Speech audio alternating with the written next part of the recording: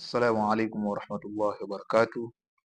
الحمد لله رب العالمين والعاقبة للمتقين ولا عدوان إلا على الظالمين.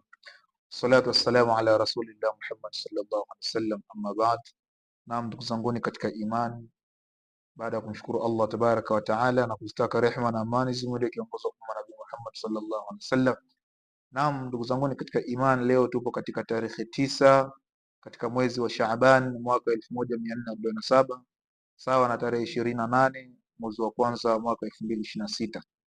Naam, ikhwani fillah, tunajiandaa na mwezi mtukufu wa Ramadhan. Yamebaki masiku machache sana ili tuweze kufikia mwezi mtukufu wa Ramadhan. Yaqulu Allah subhanahu wa ta'ala, anasema Allah subhanahu wa ta'ala fi surati al-Baqara, katika surati al-Baqara aya nambari 183.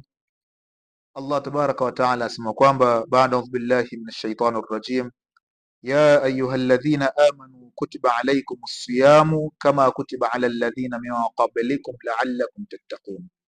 Allah subhanahu wa ta'ala anasema kwamba ya ayyuhalladhina amanu, enyi mlioamini, kutiba alaykumus siyam, mmeandikiwa ima mmefaradhishiwa kwenu kufunga, kama kutiba alal ladhina min qablikum, kama walivyoandikiwa na walivyofaradhishiwa wale waliokuwa kabla yenu, la'allakum tattaqun, lengo kubwa ni mpate kuwa wacha Mungu.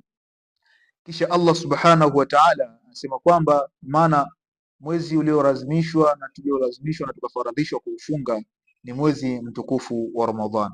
Na Allah subhanahu wa ta'ala anasema kwamba ayyaman ma'dudatin, masiku ya mwezi mtukufu wa Ramadhani ni masiku yenye kuhesabika na ni masiku machache sana. Faman kana minkum maridan au ala safarin, na Allah subhanahu wa ta'ala asema kwamba katika mwezi mtukufu wa Ramadhani, yeyote atakayekuwa ni mgonjwa au atakayekuwa katika safari, Allah subhanahu wa ta'ala asema kwamba fa'iddatun min ayamin ukhar, basi aruhusiwa kula, lakini akishakula na mwezi wa Ramadhani ukamalizika, basi Allah subhanahu wa ta'ala asema kwamba ayafunge yale masiku ambayo aliyoyafungua katika mwezi mtukufu wa Ramadhani.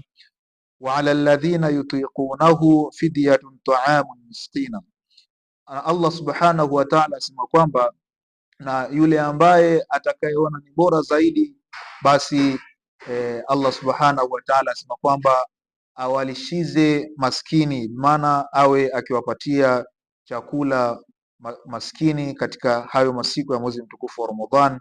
Faman tatawwa khairan fahuwa khairun lahu, na atakayeweza basi itakuwa ni bora kwake. Wa